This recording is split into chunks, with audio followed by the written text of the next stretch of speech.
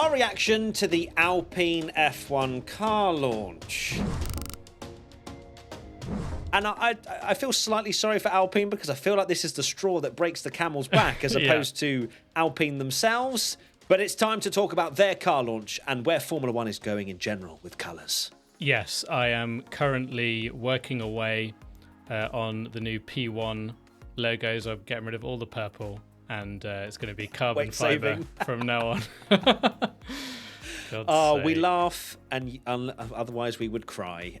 Because, of course, if you haven't seen, the Alpine has launched today. They launched 2 cars, didn't they, Tommy? They launched the first car in their main, really colourful conference. And, no, it was a standard Alpine car launch that we're very used to, which is half an hour of just chatting to the vice president of Alpine. But then, of course, they launched the WEC car, which we thought, that's quite lovely, actually. And they're allowed to paint on that one.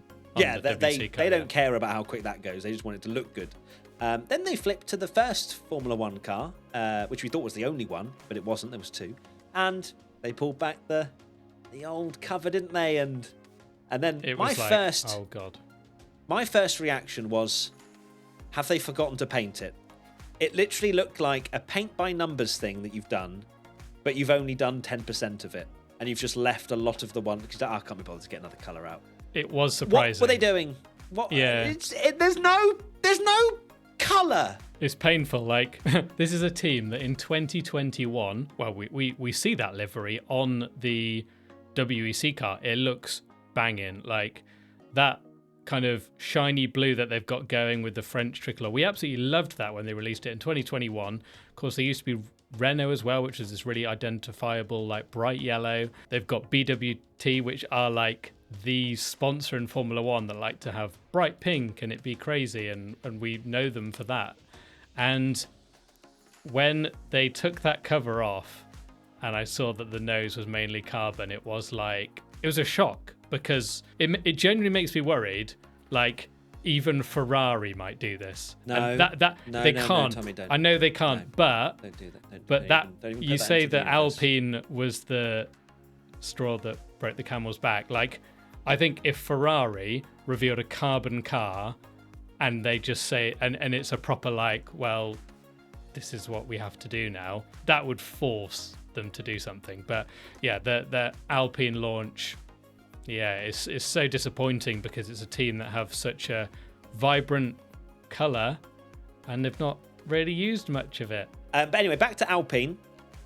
So, not only do they release one car that we were underwhelmed, to say the least, about, they then were like, we've got another car. And everyone sits up. Okay, all right, okay. We're going to get the pink car. And then they slowly unveil that one, and it looked almost exactly the same as the first car, with a few more pink accents on it. How did they think, they're not going to be too happy, the fans, with the first one. Let's unveil the second one as if it's like so much more vibrant.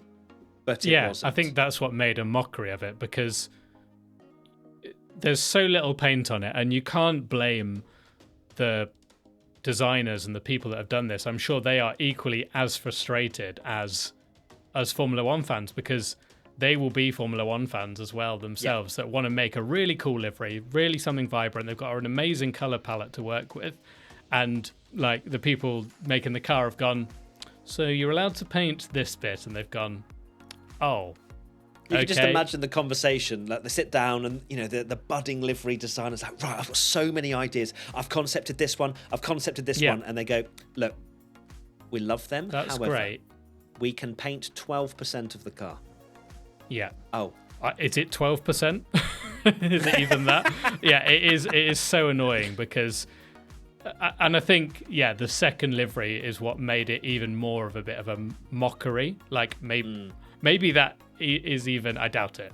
But they're sending a message. They're sending a message it's a help message. It is a help of, like, because as well, they teased this whole pink camo car, so I expected that was going to be that.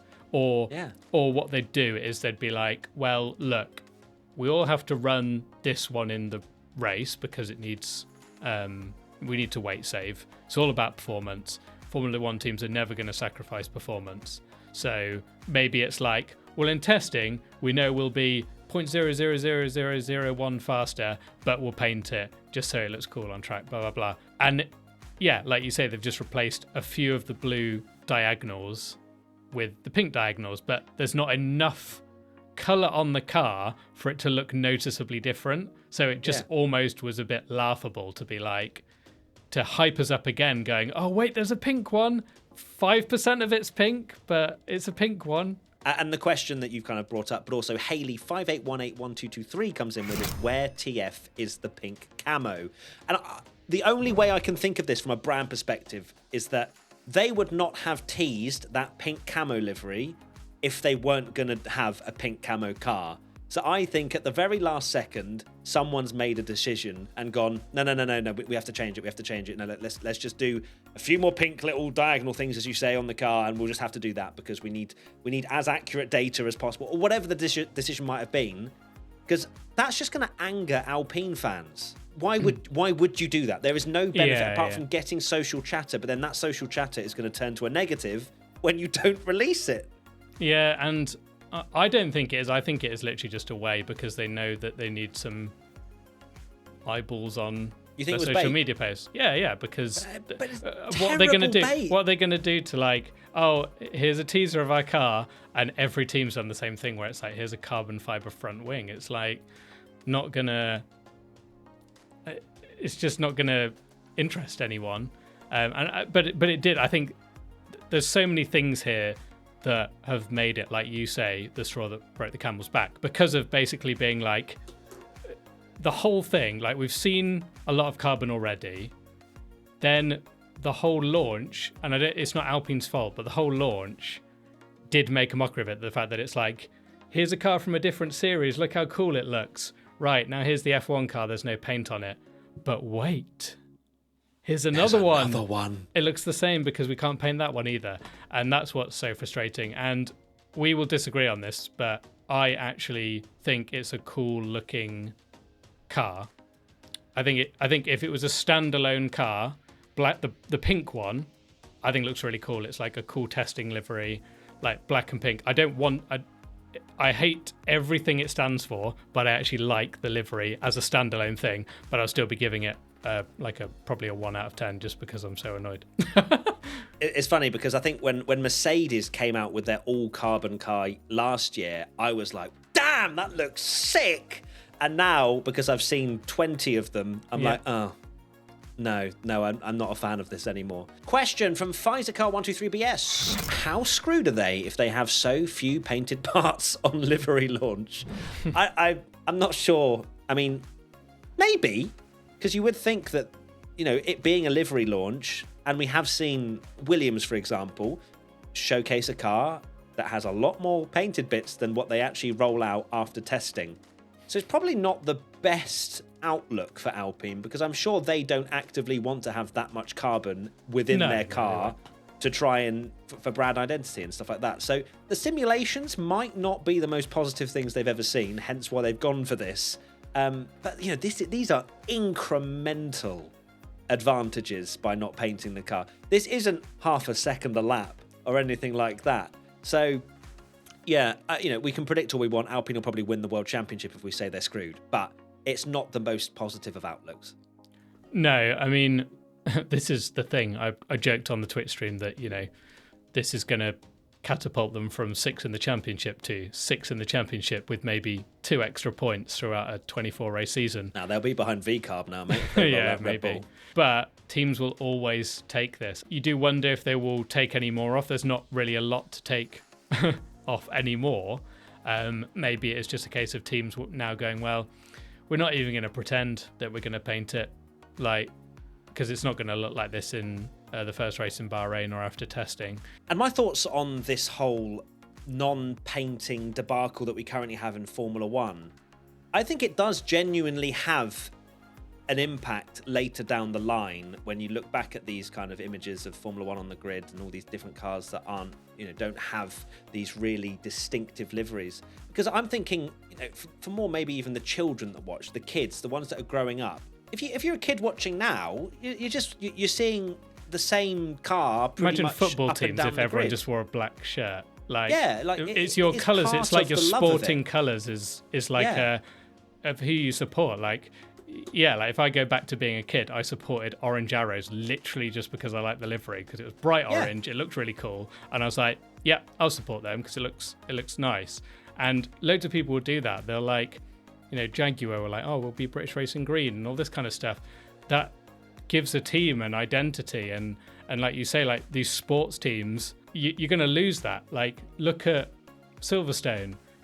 You want like people in papaya caps, people in red caps, people in blue caps. Like, it's part of the sport to have like some vibrancy and like team colors, and we're losing it because for whatever reason they're not like something has to change now, because we know the reason. They're trying to save time on the track. So literally all they need to do to fix this is put something in the regulations where they have to paint X amount of part of the car. Maybe even be 100%. I don't know. And people will say that's ridiculous, but they have done things like that before. Like, do you remember when on the shark fin, they realised that numbers on the cars were getting too small, and they're like, you have to have a certain part of the car, and they like there is literally a rule that you have to have eligible numbers on a car, because if you throw back to 20 years ago and you look at a Formula 1 car, you can't even see the numbers on it. Whereas now they are actually quite vibrant and big, and you can see the numbers on the car. So they have the ability to do this. It's not like it's an impossible thing. They can write in regulations, you have to paint this. It can't just be carbon fiber. We know you want to wait. And it's not ridiculous either. It's not ridiculous. Like, why would mandating something like this be ridiculous? Formula One have to think about this from, you know, a bigger picture here than just, you know, the identities, you know, they're stripping back a little bit. I don't see there's any drawbacks in mandating something like that to make sure that brand identity, and because it makes sense for the teams as well. The teams are only doing it to save time on track. They're not doing it because they think it looks good. Sorry, Alpine, is what I'm like. It's not your fault. It's Formula One's fault. Like Formula One teams are always gonna find a way to do this, but it's a shame for them because we know how good they can do liveries. Exactly. You know, how excited we were when we saw the pink one. Even the blue one looked amazing when they first launched it. And I think, yeah, it is a sorry, Alpine, for popping off. It isn't just you. I think your livery took it to the extreme in terms of like stripping it back to carbon, and that's why we've popped off now, is because we've seen a few and this has gone too far. Lots of love, everybody. Thanks so much for listening. My other final thought is that P1 live show tickets are going on sale on Friday. They are live now if you are a Patreon. So you can go to either Cambridge, Bath or London and get your tickets early. If not, the wholesale opens up on Friday. So look forward to that, and we'll see you very soon. Lots of love. Bye. Bye.